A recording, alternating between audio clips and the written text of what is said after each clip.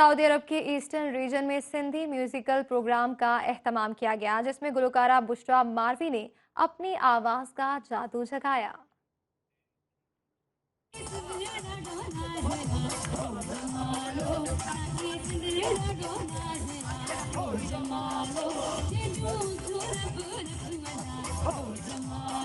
Saudi अरब में सिंधी मौसीकी के रंग छा गए।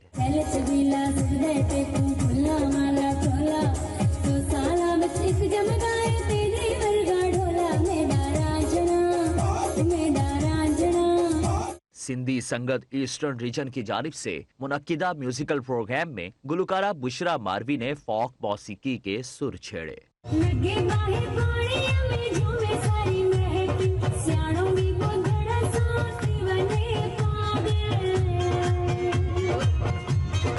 प्रोग्राम के ऑर्गेनाइजर अब्दुल हमीद भाइयों, कुर्बान लशारी, डॉक्टर नूर जतोई समेत मेहमानों ने धरती से जुड़े गीतों को खूब इंजॉय किया।